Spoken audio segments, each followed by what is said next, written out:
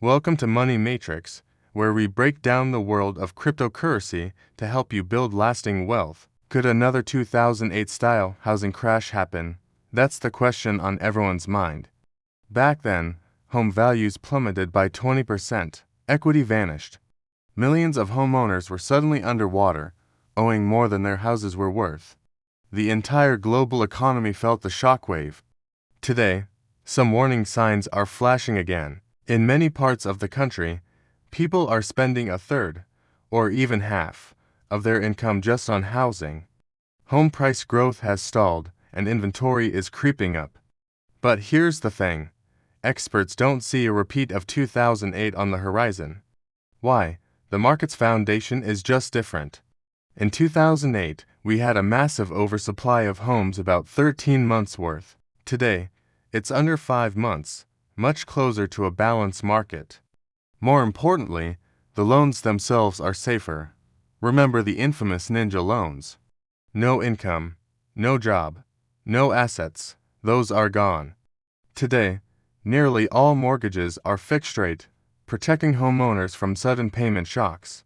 Subprime loans, which fueled the last crisis, have practically disappeared. So, while a nationwide collapse seems unlikely, regional corrections are definitely possible, especially in markets that boomed during the pandemic.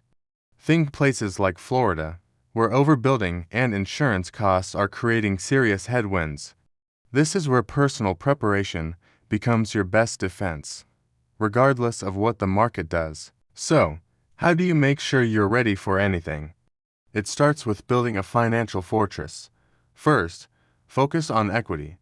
Equity is the portion of your home you actually own, and it's your number one shield against falling prices. The more equity you have, the more prices can drop before you're underwater. You can build it faster by making extra payments on your mortgage principal. Even an extra couple $100s a month can shave years off your loan and build a powerful buffer. And while you're at it, resist the temptation to pull that equity out with home equity loans or cash-out refinances. Keep that buffer intact. Next up, your emergency fund. This is non-negotiable. You need at least 3, and ideally 6, months of living expenses saved in an accessible account. If you lose your job, this fund is the bridge that keeps you from missing mortgage payments and starting down the road to foreclosure. It buys you precious time to get back on your feet without losing your home. Then, attack your other debts. High-interest credit card debt can become an anchor during a financial storm. The goal is to eliminate it as quickly as possible. Consolidate it, pay it down aggressively, do whatever it takes to free up that cash flow. Once your debts are low, you'll have more breathing room if your income takes a hit. Finally, live below your means. Don't let a lender tell you how much house you can afford. Figure out a monthly payment that feels comfortable, ideally keeping your total housing costs, that's mortgage, taxes, and insurance, below 25% of your gross income. This creates a margin of safety. Also, plan to stay in your home for at least 5 to 7 years.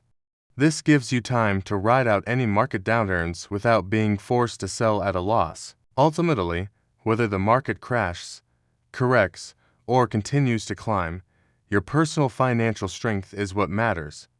By building equity, maintaining a healthy emergency fund, eliminating high-interest debt, and controlling your housing costs, you make yourself resilient. You build a foundation so strong that you can weather any storm. Thank you for watching, and don't forget to follow for more insights.